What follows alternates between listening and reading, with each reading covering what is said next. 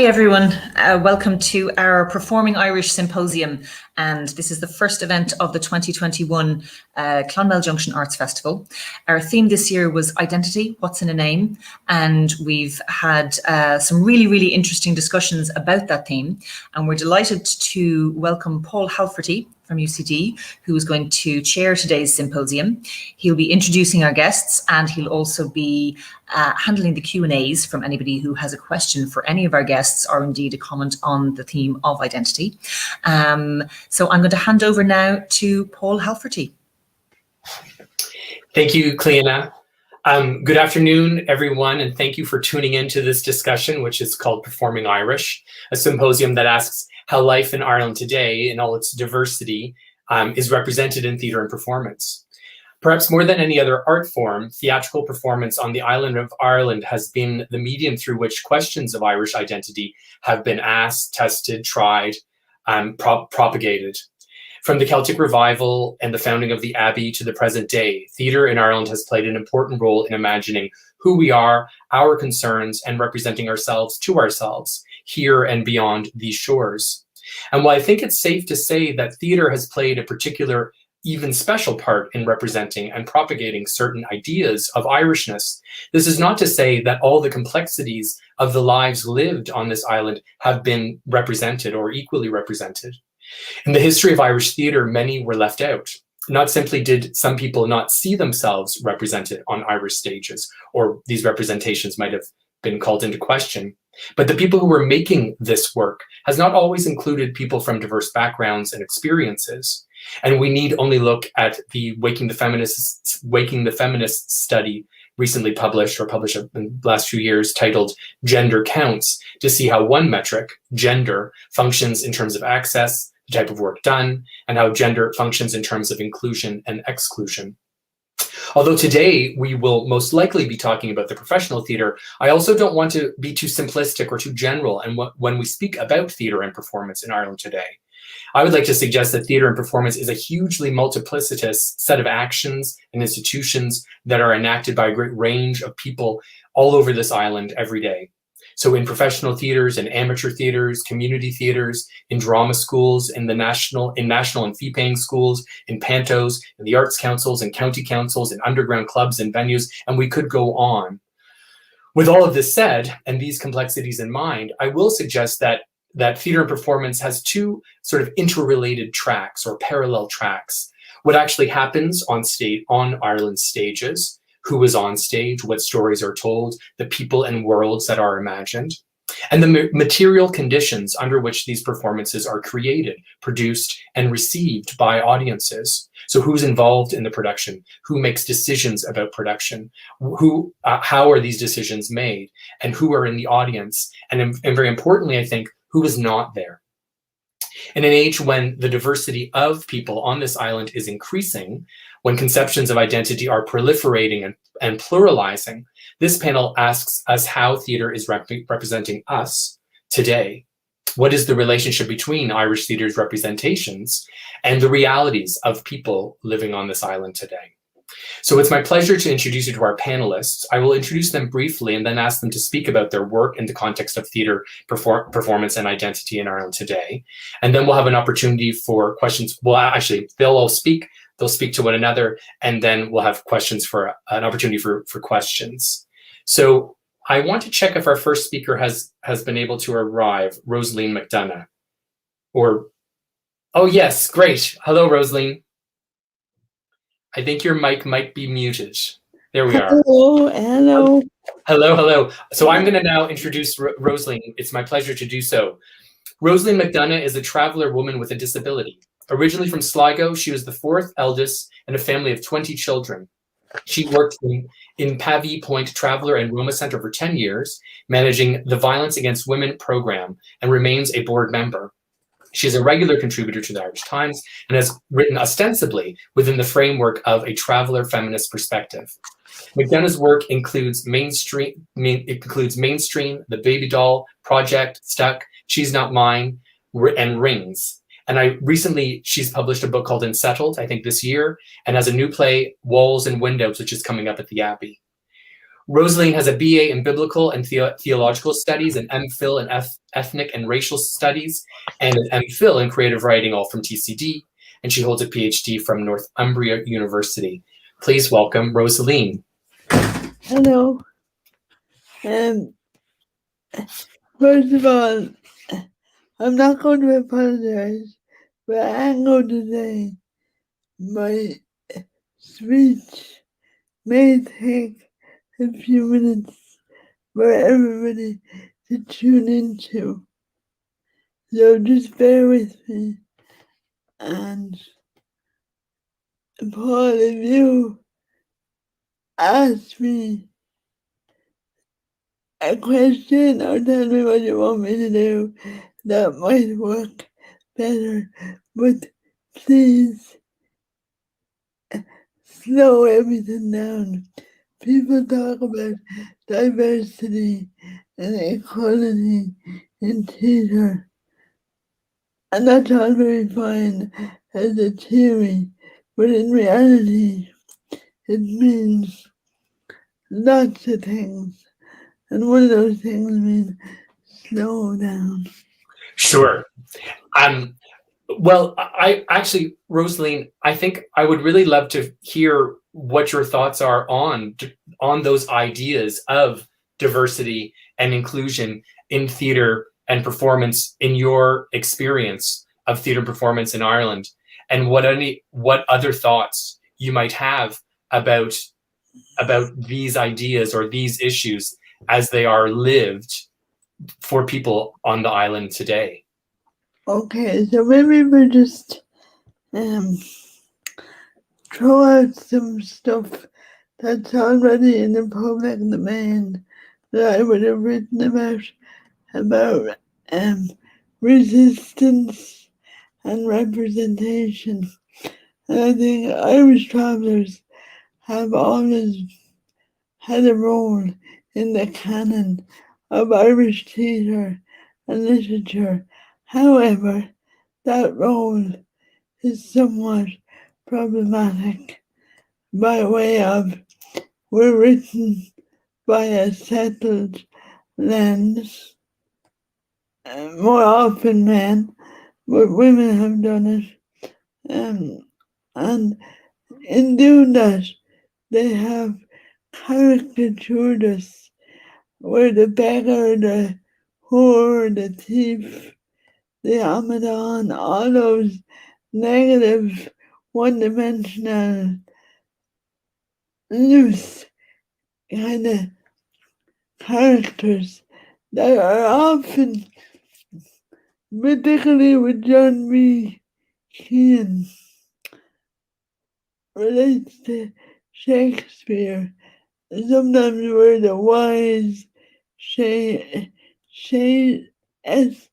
how do you say that word? Sage.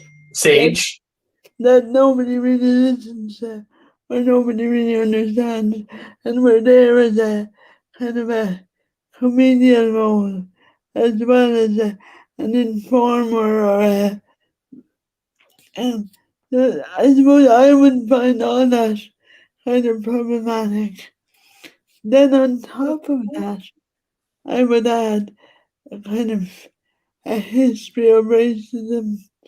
And we all know from other communities that racism tends to exclude people from the stage.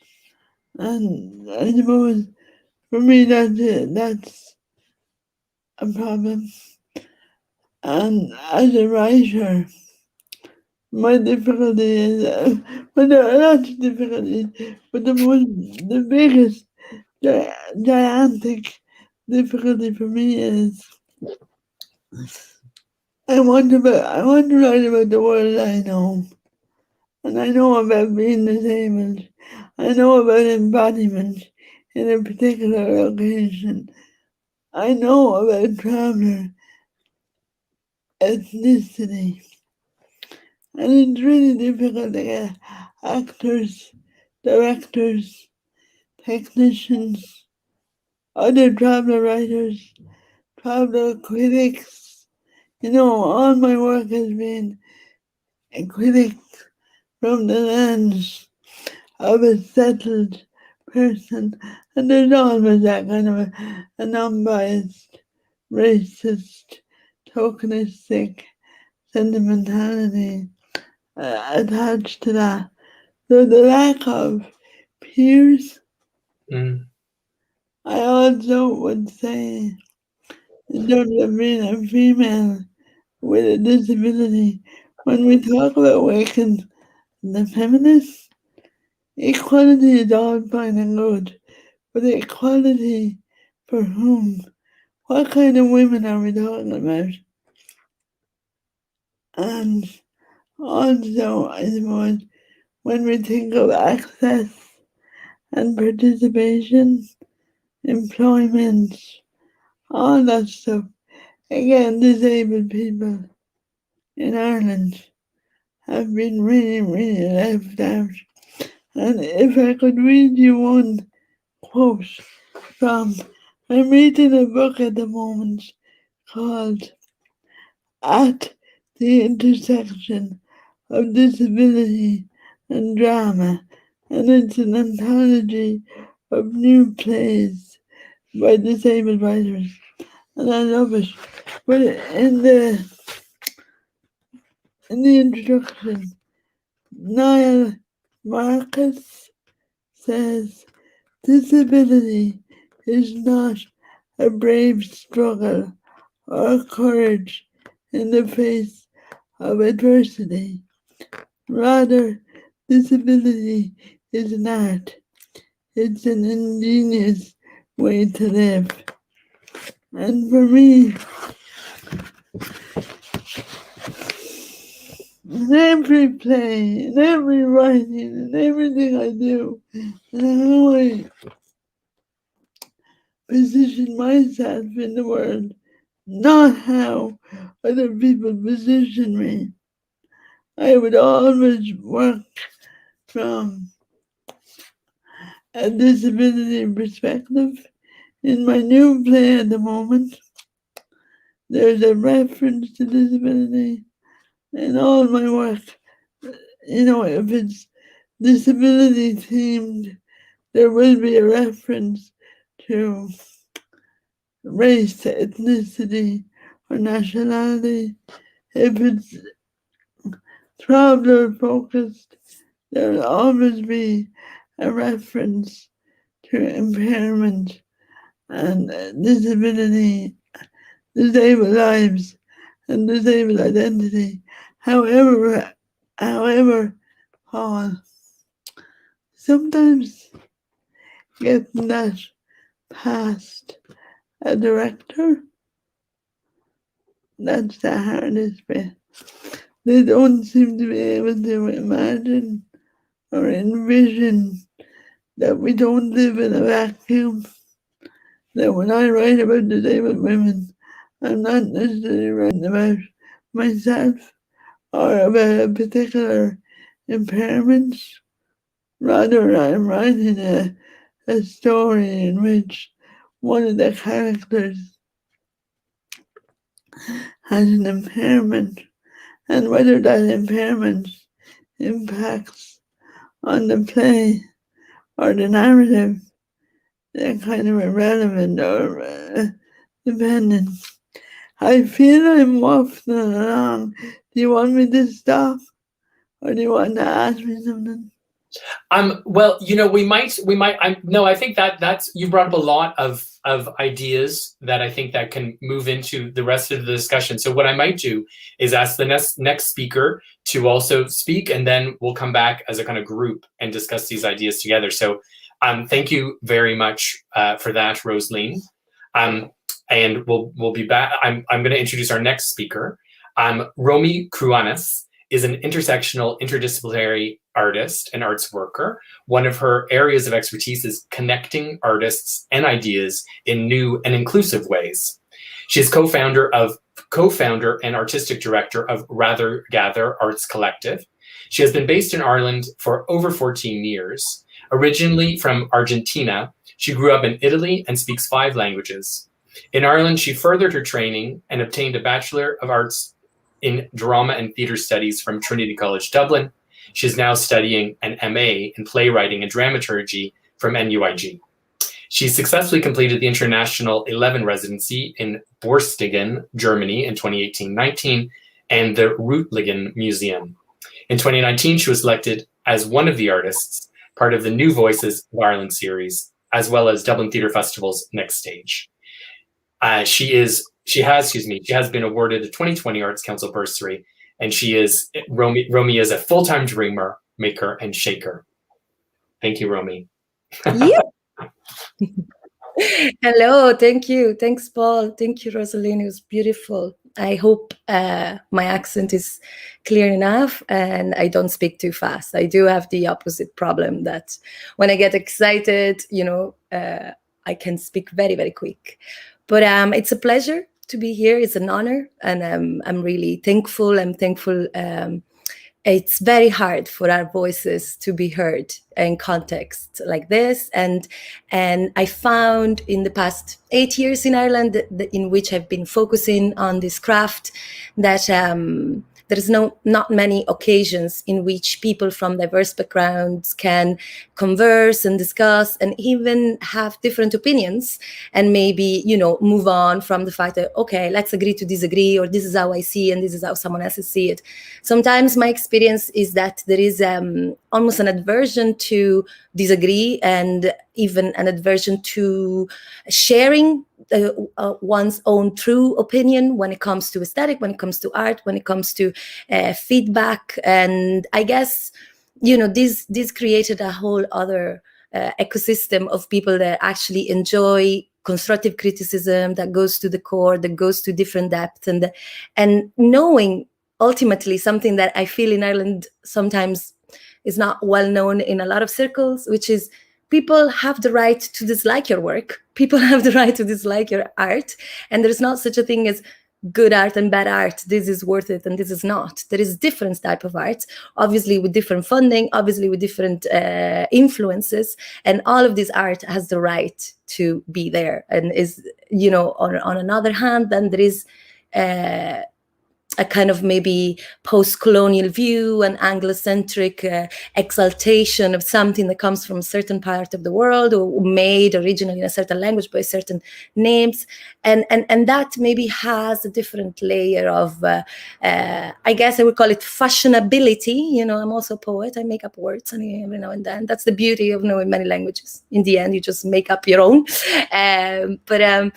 So trying to challenge the idea of one thing is what is fashion, one thing is what is maybe mainstream, what sells, but one thing is what is needed or what is done and what exists and needs air and needs space and needs to be seen as well. And sometimes a lot of people maybe feel that there is only one type of art in Ireland. And it's because the other styles and the other types and maybe the underground or underbellies are choked to death, literally, either by the situation with rent, or situation like people that literally can either rent a space to make art or even rent a space to live, and etc. So there is a lot there. I have this one little quote that I would like to propose before I finish my introduction, which is fix what we can within our sphere of influence. This is what we're trying to do. And it's not like art has to be fixing whatever, but what we want to talk about, what we want to do, instead of like pointing fingers and that, we want to just try to make and fix what we can within our sphere. And hopefully this is something that it's useful. Thank you. Thank you very much, Romy. That's terrific. We'll move on to our next speaker. Jim Culleton is Artistic Director of Fishamble, the new play company, for which he has directed productions in Ireland, the UK, Europe, Australia, New Zealand, Canada, and the US. His productions for Fishamble have won many awards, including the Olivier, the Stage Scotsman's Fringe First, and the Irish Times Best Directors Award. Jim has also directed for companies including Audible, the Abbey, the Gaiety, RTE, the Kennedy Center, Trafalgar Theatre Productions on the West End, and Symphony Space on Broadway. Fishamble is dedicated to discovering, developing, and producing new plays. It has toured its productions to 19 countries, and through a range of initiatives supports the playwrights of more than 50% of all new plays produced in Ireland. Jim. Thanks so much, Paul, for that. It's a real pleasure to be part of this discussion. Really crucial and important discussion for performing arts and for theatre to be having, because as you mentioned in your introduction, the idea of whose stories are told, who gets to tell those stories, whose voices are represented on stage is a really important one for us all to grapple with and deal with, and make sure that progresses so that a diverse range of voices and underrepresented voices are represented on stage. It's a pleasure to be here in Clonmel. It's always great to be part of the Clonmel Junction Festival. We're here, obviously, live streaming Pat Kinnavan's show before tomorrow night, so it's great to be here and great to be part of this discussion and to have already heard such fascinating and challenging and insightful presentations from Romy and also from Rosaline, a great long-time collaborator and friend that we've had great pleasure working with. I think some of the productions we've worked with by Rosaline have been the most rewarding, some of the most rewarding we've ever done in Fishamble.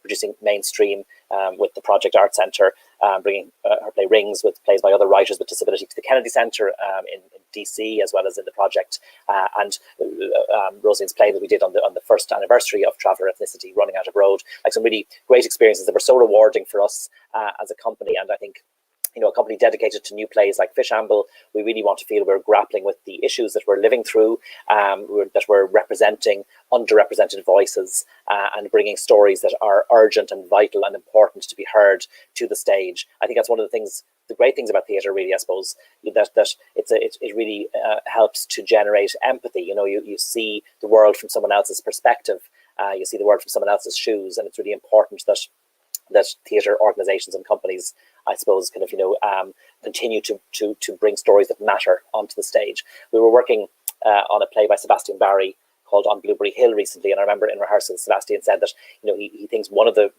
roles of the playwright is to bring the audience into a theatre to meet people that you may not have met before, and to spend an hour and a half with them, and by the end of that hour and a half, that you leave the theatre viewing the world a bit differently because you've seen the world through someone else's eyes and you've seen how someone else is living life. And I think that's something that theatre does really powerfully and needs to continue doing. It's the whole issue of diversity. Rosalie mentioned there about the word diversity and equality, and what that really means, and when that can be tokenistic and when it's really embedded and genuine.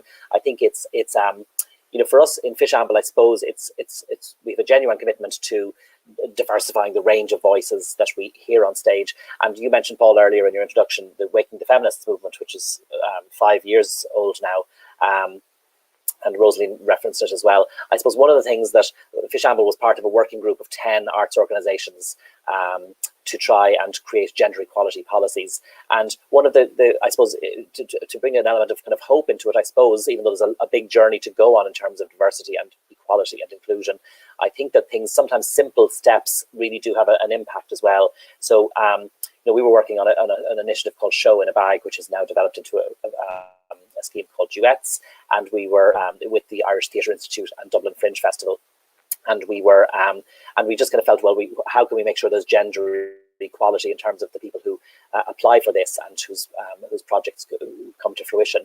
And we just did one very simple, well, a number of things, but one simple thing was that the workshop we ran every year, one year we just said, well, let's have previous participants from the scheme who are women present the workshops so that people literally see it to be it. When you see, people saw women presenting the workshops and thought, oh, this maybe is for me after all. And the amount of applications we had from female artists went right up. And I think that's important for us, I suppose, in the theatre community to remember that sometimes it's not enough just to say we're inclusive and we're equal, which we all think we are, but that we have to go make it, I suppose, an extra step to really engage with people from underrepresented communities, if that's what we want to do. We ran some workshops with the fantastic poet Felicia Olasanya recently, known as Feli Speaks, and it was workshops for Black artists and artists of colour and migrant artists. And we kind of wondered, gosh, will there be enough people from these communities who want to write plays to take part in this workshop? And we found that over 60 people applied for the 12 places. So once we made clear that we were genuinely looking for people to engage with us and hoping that people would. Certainly the people were there. Similarly, recently we did a production there a couple of months ago with a Welsh company, Dirty Protest, called On the Horizon, and we had 6 writers, 3 from Wales, 3 from Ireland, working together. There were 2 of the 6 writers were writers of colour and writing roles for artists and actors of colour. And it was really interesting. It was the first time we were, our challenge was to find an actor based in Ireland who spoke Mandarin Chinese, and we cast Ashley G in it, and she was amazing. But I think we needed to engage in that process to sort of see if people were there. And so I suppose it's up to companies, I suppose, like Fish Apple and other companies, to really, to let people know that we're open for business and that we want to engage with them if we're really serious about it. And it's hopeful, I think, to see some things coming through. There's the fantastic project that the Dublin Fringe Festival is running with the Australian company Hot Brown Honey and Dylan Coburn Gray and Origins Ella for Irish artists of colour and black artists. Weft, which I think is going to result in some really amazing work. And I'm directing a play by Mary Duffin at the moment, which is part of the Smock Alley Baptiste programme, which again is another programme for playwrights, black Irish playwrights. So I think things are starting to happen and develop, even though it's been a slow journey so far. But I think hopefully things are getting there in terms of increasing the diversity and the range of voices we see on the Irish stage. Thanks, Jim. That's terrific. We'll move on to our next speakers. Jasmine Chiodi is an Argentinian artist, curator, festival maker who lives and works since 2008 in County Tipperary after a career in dance as a dance performer in Argentina and France. In 2021, Jasmine was appointed artistic director of the Dublin Dance Festival. I'm sorry, we should have figured this out beforehand, but Jasmine, are you going to speak together or individually? We can speak together or individually. I think, whichever you prefer. I mean, the story. The story is a shared story, and it's also an individual story. I mean, meaning that I have my perception of being in Ireland as an Argentinian, and my perception. I think there is an individual side of things, and then is it what we make together. So maybe I start, and then Alex might join, and then we finish the discussion together. That could be a way of doing this. That sounds perfect. How about I bring Alex in and I'll introduce him and then we'll move to you. Yeah, of course. Alexandre Isali is a Swiss choreographer and event producer. He was initially trained as a scientist and has worked as a professional dance artist since 1993 in multiple countries. André currently directs the Tipperary Dance Platform. So in 2008, this is where this story comes together. It seems Alexandra and Jasmine embraced their own choreographic work together under the name Isali Chiodi and initiated Tipperary Dance Platform and the TDP International Dance Festival. Tipperary Dance Platform offers a year-round program with international ramifications and is home to an international community of dance artists. Tipperary Dance Platform creates networks and allows artists, practitioners, and communities to train, create, meet, and exchange and show their work. So I'll hand it over to you first, Jasmine. Okay. Well, thank you for having me in this panel of discussion, and I was very excited to listen to the 3 other panelists. And I think that I would like to start by, I think the idea of inclusion, sometimes for us, because we're dancers, it has to root in a place that it is embodied, because if not, there's a little bit what it has been mentioned, it stays as a concept, but it doesn't really,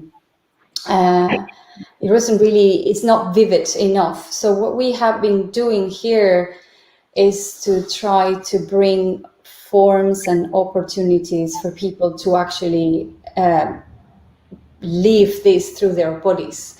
And how is it that we can actually feel the sensation of getting close to someone that is different and not be scared, or so actually transforming concept into vivid experiences that then they can be informing us to be in a better society and become better citizens with each other.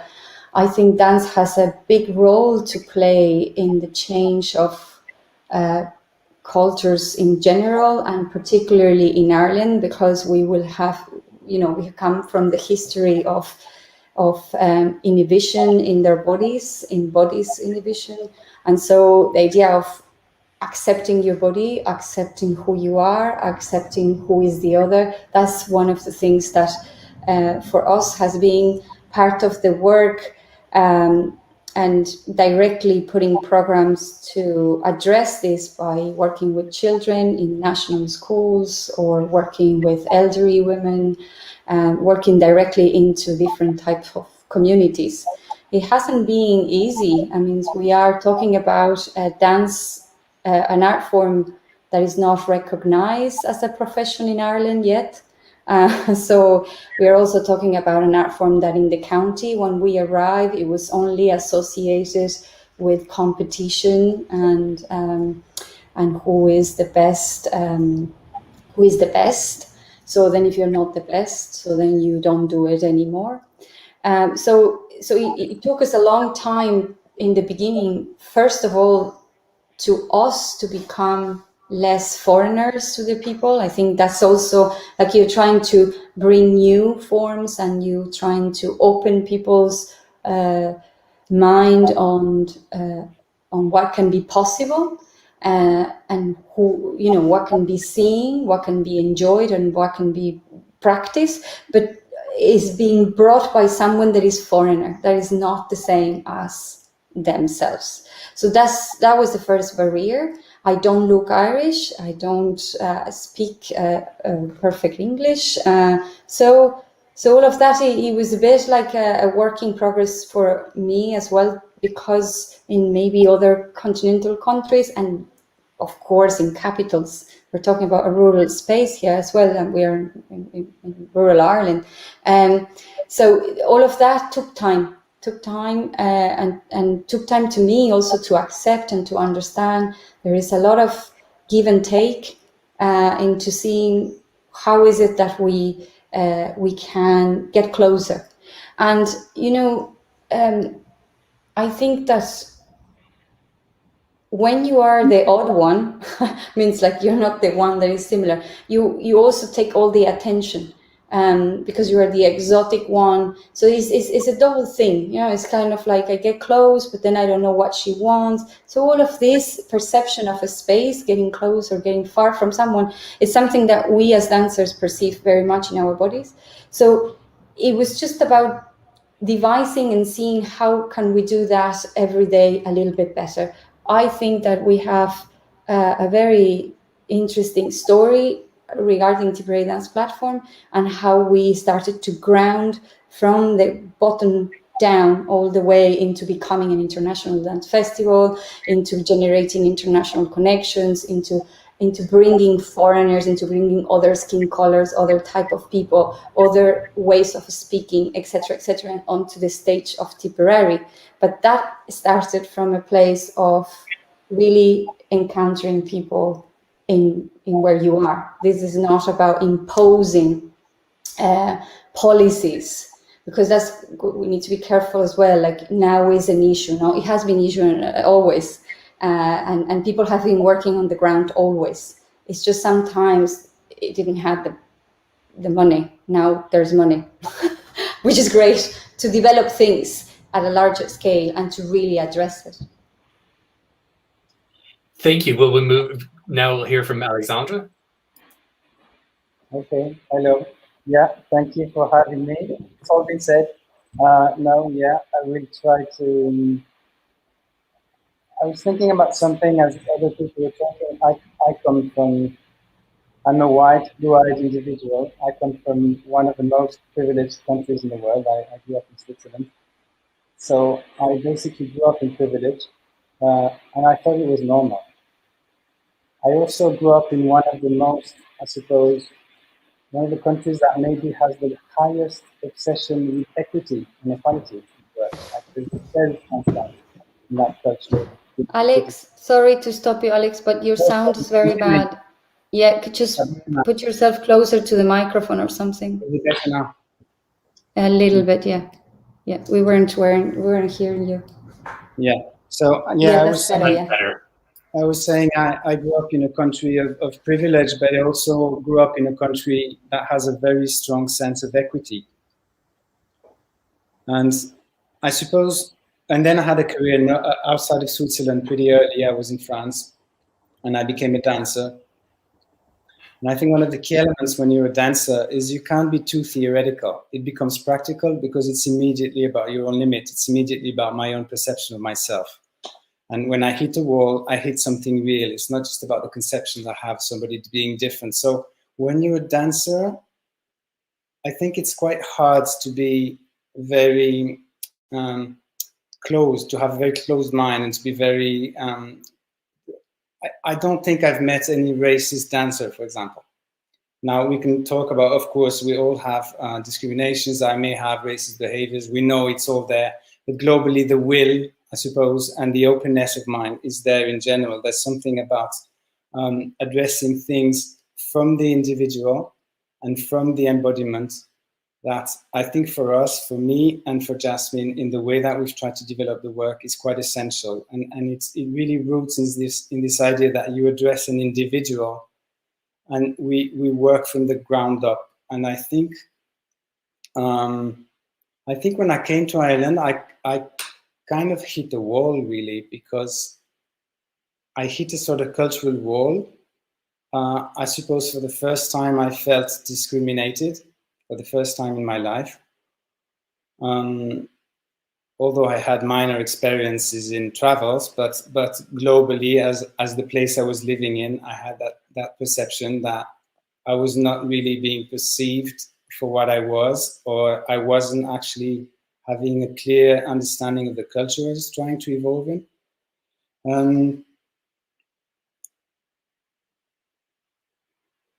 I think there's something about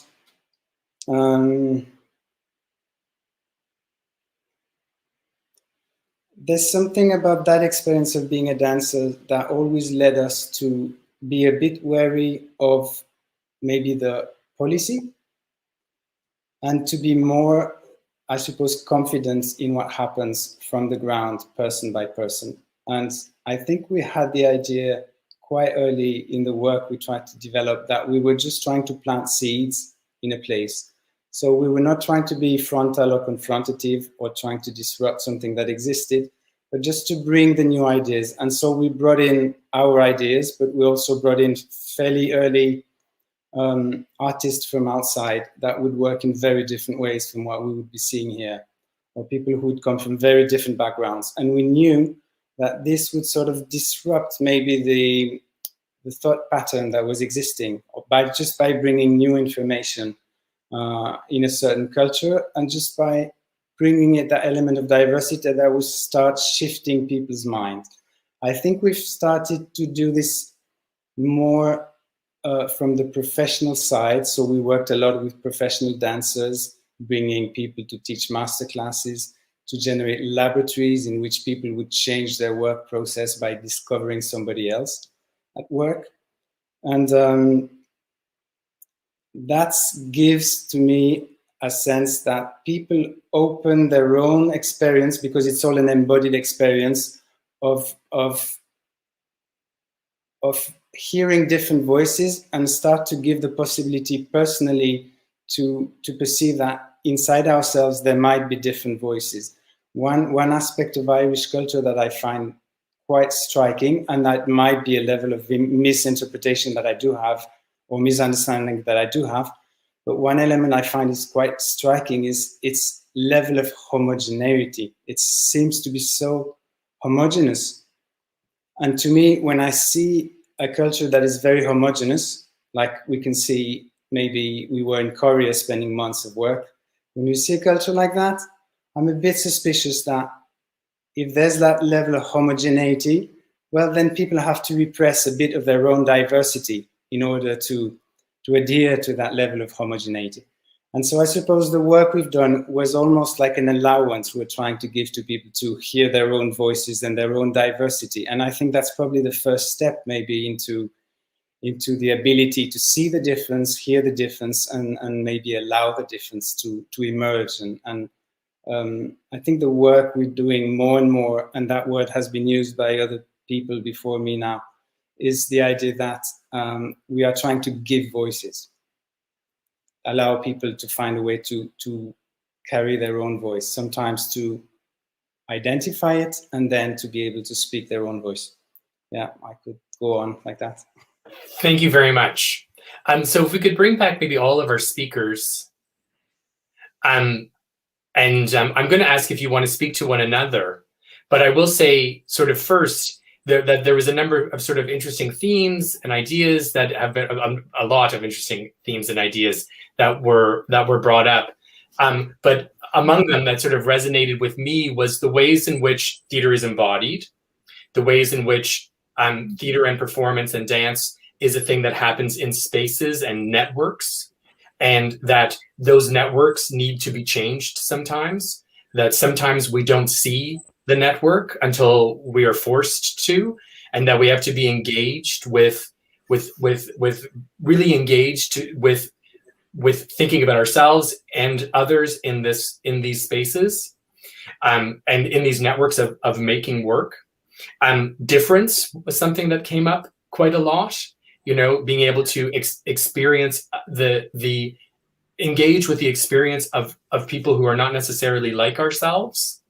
And yet I was really struck, and it struck a moment with me when Rosaline also spoke about the need for peers, or the desire for peers, or perhaps not having peers, because often when we go to the theater, we want to see ourselves, even if it's not, you know, a Canadian, you know, man in his mid-40s, but it could be someone else who's very different from me, but yet I say, oh, how that person is, I identify with their experience. But peers, you know, we go to the theater to experience others, but we also go to experience identification in a quite literal way with people who have similar experiences to ourselves, or we might say, I see myself in that person. So those or any other ideas that came up, I wonder if anyone would like to respond. Rosaline, please. I suppose one of the most important things that happened to me was my relationship with Fish Amber. And I'm not just saying that because Jim is here, and it's not about, oh, they put on my play. That's the end product. For me, it was about building a relationship. It was about Fish Amber nurturing me, you know, making sure I got to see other work, making sure that there was conversations that I was included in, and also that they, as an artistic body or company, that they recognize, and it's ever evolving, whose aesthetic is not on stage. And I think for theatre companies, I mean, as a writer, I want to be doing other things than to be talking about diversity. And I don't mean that in a arrogant way, but I'm sure Jasmine, Romany, and Alexandra, sorry, Jim, I'm sure, you know, we don't live our lives talking about. And the thing is really crucial that whether it's temporary dance or Fish Amber, that they know they build a relationship not just with our community, but with other communities, and that they nurture and support. I also will say that shut up, and I'm sure Jasmine and Romy will know this. You know, people don't understand or don't realize the hard work that goes into building a career. I've been doing this, for a long time. A really, really long time. And just the amount of effort and work. And Jasmine, it's just, that people assume that you just walk out onto a stage and move your body. It doesn't work like that. In the same way that I don't just hand over a script, or I'm never sure it will really happen until the opening night, until the audience, until there's some connectivity with who I'm writing with and who I'm writing for. That's all I wanted to say. Can I? Oh yeah. So sorry, Jim. Bounce. No, you go, Jasmine. No. Are you sure? Are you sure? No, I was just going to thank you, Rosalind, for all your words there. I mean, so they really resonate. I was just thinking in what you were saying there before, Paul, this idea of identification. And there's so many layers on the discussion now happening at the same time. I just wanted to stay with this particular thing because it's we all know sociology is Bourdieu, this idea of stay with the ones that stay with the ones, and also almost feed that caste, feed that type of people, so the same people continue with the same people. And social media repeats this model, etc., etc., etc. I think maybe it is because I come from where I come from. I left Argentina when I was 23, so 20 odd years ago. I look young, I'm not that young. So I think when you come from places where things happen a little bit more on the street level, that, and I think Ireland has that too. There is a lot of community push, the traveler community. It's just to start to maybe magnify those voices with real resources, with real spaces, and that those spaces are not secondary to the arts. I'm just saying this because we have been changing for the last 3 years the way that even ourselves, we mention the work that we do with children in schools or with group of women. In the beginning, it was the community group, the community work. It's like my work and the community work. And I think those links shouldn't be a barrier, because also there is where that capacity of bringing difference is possible. So if I am putting a performance for children, like we did a film this year, and we collaborate with a composer, and this composer came and worked with the children, and then and did a laboratory of voice, and then the filmmaker came and then had 5 labs with the children. It's just to put those spaces together and working in a professional way, and then bringing the parents to see that in a stage, in a theater, and then you have all classes and backgrounds mixing in that night in an actual space that architectonically it's showing to you that there has a relevance. So I think that's this kind of journeys. We need to see them more, and they need to become the stream and not the community things that we do. And I'm not saying that I love working with professional dancers and touring around the world. It means we did it, I did it. But it's just that there are certain projects that also can start to be staged with the same level of resources and capacity to bring those voices, not because they are disabled or a label or the other color skin or for a certain type of, if not because there is a value on their voices, and that's what we need to start pushing forward more. And definitely this is what we're trying to do mostly for the last 2 or 3 years, just to not make the difference, to talk about the difference, if not really making the difference happen. I don't know if that resonates with others, but Jim, did you want to come in?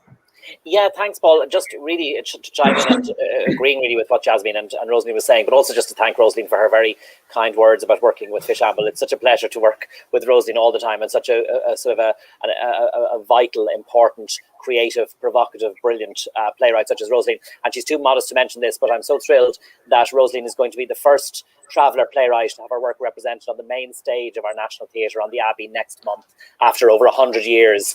And it's about time, and it's fantastic, and I couldn't be happier for you, Rosalie, with that.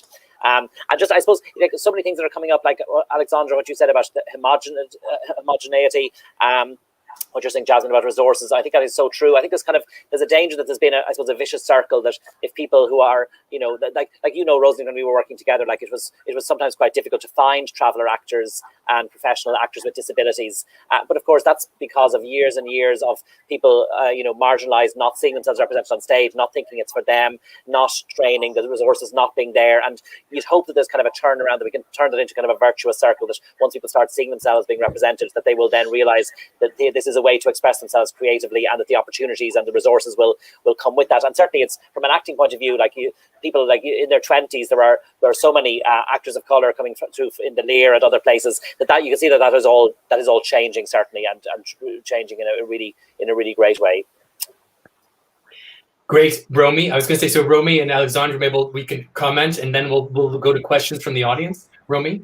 Thanks. Yes, I've heard this narrative many times, and Jim, I appreciate this is something that is a positive outlook towards the future. But realistically, in Ireland, since 1800s, there were Black people coming, studying in Trinity. There were plays written about them when they were getting people pregnant and stuff. And then when we get, the race card, or let's do something where we get Black artists to train, so they learn, as if they don't already come with a wealth of knowledge. And maybe it's not a wealth of knowledge that is from Trinity College or whatever, but you can have that too and still not be seen as just a playwright. You are a diverse playwright. So we put the diverse ones in one corner, and then we put the queer in another, we put the disabled in another, we put the age in another, and we are creating all of these bubbles that are separated. Instead of, for example, when this is something that I've done with Fishamble, your beautiful workshop about, diverse artists. And I was hoping to get to, have a little bit of peer flux of ideas. Look, I wrote this, would you read yours? But a lot of it was always in a kind of hierarchical sort of type. There is the one person facilitating, telling other people what to do, and it's not a round the table scenario. And then again, it's also, why don't we make a workshop in which artists, specifically from backgrounds that can be diverse of all types, with other artists that are maybe feeling they're not diverse, but the reality as well, like we look at things a lot in dichotomy, the one type of one side, one type on the other side, but all of us are intersectional. We all have a lot of different things, and we can't always choose what type of thing. So right now I have to be the poster child for diversity in a certain space, but then where is my queerness? Where is my neurodiversity? Where is my working class background?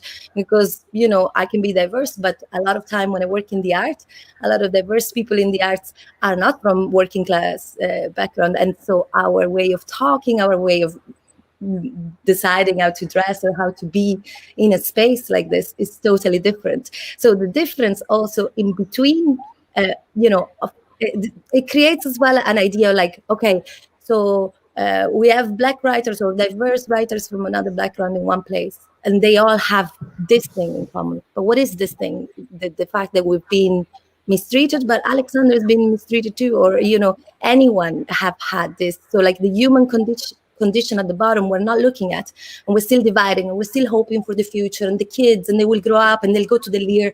But I don't think that's, I mean, that's also a great idea on one side, but at the other side, there's been people that have been living here for 20 odd years, and they still have to do their art after work and in their side and things like this, because they're not recognized, they're not heard, they're not listened to. So maybe I'm here to kind of like show this other side, that, you know, just because maybe they haven't been in the Lear, or maybe they haven't, you know, come from the same path as a path that we can imagine, does not mean that their ideas, their aesthetic, their work is not going to be just as interesting. Maybe it's not going to be as interesting for some, but it will be very interesting for all of those people that haven't put a foot in theater in a long time. And there is many of them. And when they do, a lot of times, it's way before Corona, way before COVID, a very socially distanced theater, which there's a very few people sitting very far apart. And this has been happening for a very long time. So this is my 2 cents. Yeah, just very quickly, I didn't mean to imply that only the Lear was producing artists of diversity. We do lots of work. Obviously, the Tenderfoot project, we're involved in a bit in the Civic Theatre, which is fantastic. And the work we do with the Trinity Access Programme and with TY students in the Northeast Inner City. You know, I think artists come from all over the place. So I agree with you completely, Romy. I wouldn't like to suggest you have to go to Trinity to be an artist. Certainly, that's not true. Alexandra, we have a question from the audience, which is to you. So I might just ask that question, if that's okay, unless you want, and you can respond to the conversation as well. Go ahead with the question. So the question is following Alexandra's. It's from I don't know who it's from actually. Sorry, it's from Cleana. From someone else via Cleana. Following Alexandra's point about diversity within an individual, what experiences has Tipperary dance had in developing diversity with Irish individuals from more traditional dance backgrounds? And it's from Peter McDermott, is who asked the question. So sorry, was that too quick? Did you get all that? Yeah, I think so. Yeah, like what experience do we have working dance with people from traditional dance backgrounds? Yeah. Yeah. We have some was it last year or 2 years ago? 2019, we did a traditional. We created a symposium on dance and tradition, and we brought together people from traditional dance backgrounds via the University of Limerick, where they have a traditional dance training. And we brought those people together with people from a contemporary dance background. And there was a gathering for 2 days and symposium and workshops. And that was one of the experience, one of the most striking experiences, I suppose, we had in relation to that. Acércate, Alex, al micrófono. Did we do something else along this line? Yeah, sorry, I'm just going to answer a bit that as well.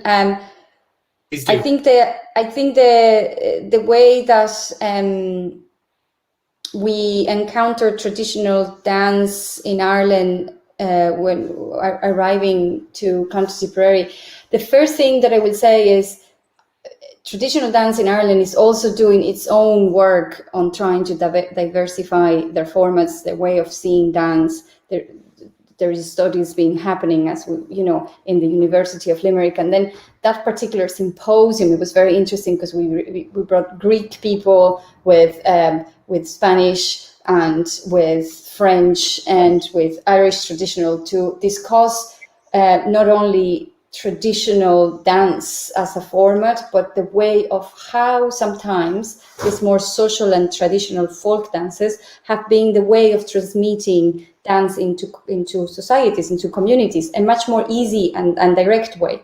And so what is it that we are transmitting when we are transmitting these dance formats, if they are about division of female and male and woman, or if there is about a competitional space, or if it is about a certain way of treating the body or understanding the body. So I think what is interesting when we go with this type of symposium talks, and then most of anything, bringing people together, is to do what we are doing here, is to generate these arenas for discussion, because the only way that we can understand what is happening, it's in the doing, in the actual doing, in the actual seeing, oh, that's how they are feeling rhythm, and this is how Africans feel rhythm, and this is how Irish feel rhythm. And so this place in where at the end of the day we all feel rhythm, but the difference of format are the plasticity that it makes the process of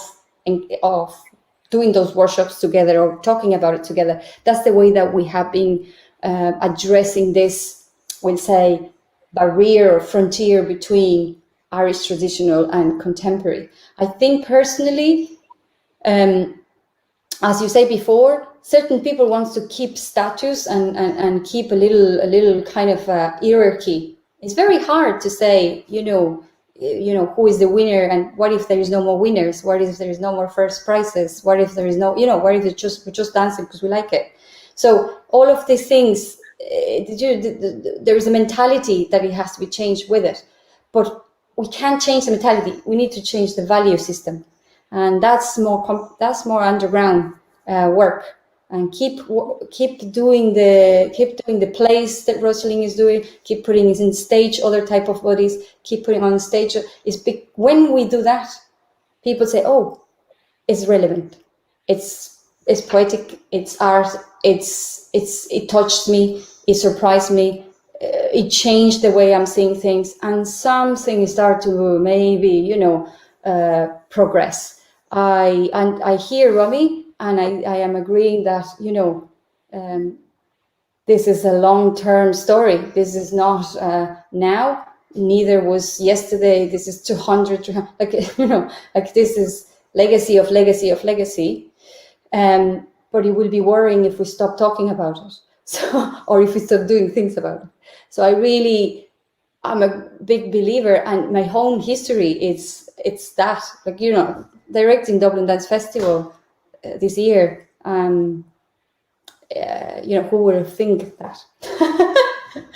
It's also about yourself, really finding those spaces that empowers you. And I really think that Ireland is really opening new doors every day for people to have spaces to be able to do that, at the same time that there is a lot of work to be still done. Thank you, Rose. I'm actually we're just 3 minutes over time, but I wonder if I'll ask people to make any concluding comments, and Rosaline, we might start with you. Yeah, and again, I premise my comments by saying I don't want to offend anyone.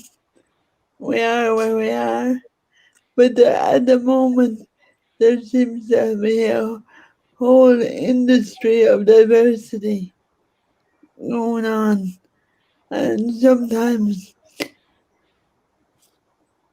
I can't wait till it's over, that we have a more accessible, normalized route into the arts. At the moment, this kind of diversity money and the pick boxes and the exoticization of travelers of Black Irish or Polish or disabled people. I think we have to move beyond the polemics and empower people to do work and to be participants rather than I don't want another generation of travelers or people with impairments. These conversations are very important, and the money for inclusion and diversity has been badly needed. But at the same time, that money will run dry. that money will stop. Does that mean that diversity will go out of fashion? And that we move on to another area, or it just feels, on the one hand, we have policy and we have funding, but I'm seeing not enough practice. That's all. Thanks, I Rose. can say something. Yes, please. Yeah, I really like the way you said that, and that's something I feel very strongly as well. So essentially, we're talking about policies and top-down as opposed to individuals working on the ground, and so I think it's a very strong movement at the moment. But the policy adds like a blanket. Actually, I think it acts like a blanket very often. And the reality of change is in the ground, is in the individual. I really believe that. So there's a bit of a conflict, and I think it's a long discussion between, do we need policy, to which extent we need the policies to make change. I think it's dangerous. And it's like you just said, it's short term, it's fashion. It doesn't go all the way down into reality most of the times. It turns into ticking boxes. And to go back to what Jasmine was saying, if we look at an Irish dancer next to a contemporary dancer, from the outside, it might look like there's a big difference. I am quite convinced, as a dancer, the experience is extremely similar. The process of learning, the process of figuring out, resolving, of moving, is extremely similar. And what is different is the values. So we have different values, and from the inside, we can influence each other. And I think that just the fact of influencing each other brings diversity. So basically, just the fact of bringing people from different places to talk to each other and influence each other is the nature and the essence of diversity. So it's quite simple in a way. Thank you, Alexander. Jim, Romy, or Jasmine, do you want to make any concluding comments? Whoever would like to begin, go ahead. Oh, I want to have the last word. We'll go Romy, Jim, and then we'll let Jasmine have the last word. How's that? Or maybe me. I feel like we didn't even scratch the surface of an iceberg with a fork, this kind of little picture. And there is a lot when it comes to bodies as well. I feel the embodiment as an intersectional artist as well. But I would like to make a finishing point with like all of this kind of like racism, ableism, ageism, all the isms come from the fact that we judge bodies. If a lot of men I've been talking to recently, oh, I'm white, cisgender male, now nobody wants me anymore, like we're saying, because now the diversity is fashionable. So there is this thing, and there is this despising of their own body, like my body is not the right one right now.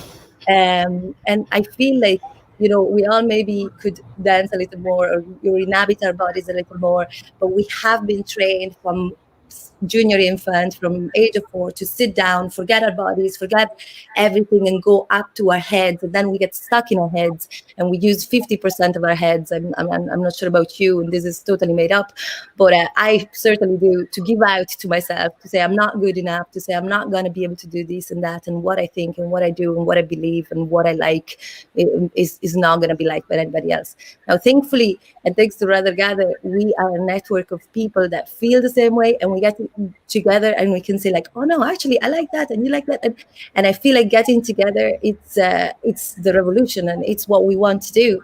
not just to achieve something, but because, as Rosalie very rightly said, this can come and go. There is ebb and flows of fundings and not fundings.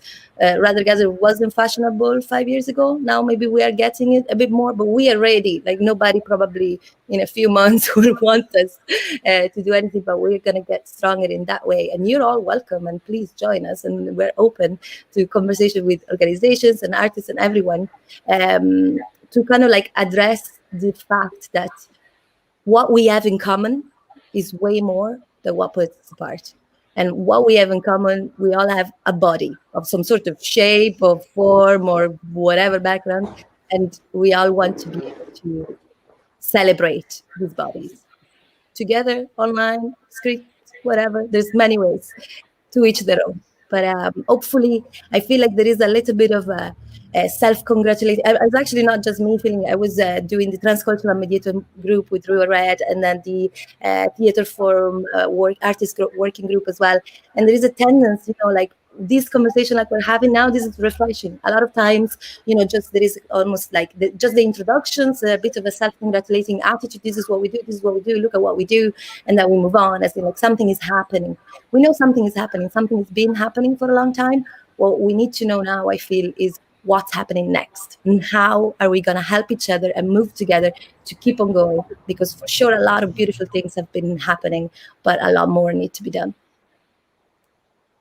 Thank you, Jim, and then Jasmine, and anyone else who wants to find a word. Thanks, Paul. Yeah, I've nothing really to add. I agree with all those comments. Like theatre and the arts are all about a shared humanity and about us coming together to explore who we are. We have more in common than we have different, and yet these conversations about diversity and inclusion are really important to have. But I think Rosaline said it so eloquently that you'd hope that we get to a point where we don't need to have them anymore, that things have moved on and changed. But certainly at the moment, having these conversations are really invigorating, and this has been a real pleasure. And I'd like to just thank everyone for it, and wish everyone luck with what they're up to in their next project. So thanks for that. Jasmine, did you want to say anything? No, I think I really resonated with what Rosalind say about when this is going to become the norm, and we start to talk about how people have a universal income, and there's no more poverty, and we all can have food in our place and a roof, and then there is no people trying to find how to live. And I think that that there is social issues that are very strong and violent today. The world is like complicated, ecology, etc., etc. So then you zoom in and you just go into this diversity sphere, and then now we are all talking about this. Black Matters was very strong in 2020 because an enormous atrocity happened. So we need to go to atrocities in order to understand that we need to talk about things. So I grew up, and just could say one little thing, and with this we finish. When I was very small, I started to do dance. I was 5 years old with a woman called Maria Fuchs, and she's 102 now. And she had in her class disabled and non-disabled people, children dancing together. And I grew up taking these classes for 9 years with people that they were deaf, that they were Down syndrome, that they had different type of disabilities. And for me, that never was abnormal. And I started to understand that that was abnormal later on, or that they were not the norm. I think this difference is that they could be avoided if those mixes can happen much more early, and they cannot and can be treated with the same type of capacity. So everybody has the capacity to do something with different abilities, that's all. So I think maybe there is something about that, just to keep organizing, putting resources to go towards bringing capacity, so then everybody can do with their ability the best of their lives. On that note, unless anyone wants to make one final comment, I'll say thank you first to Cleana, Meher, and everyone at Clonmel Arts Junction Festival. I also want to personally thank Kathy Leaney and Julie Kelleher.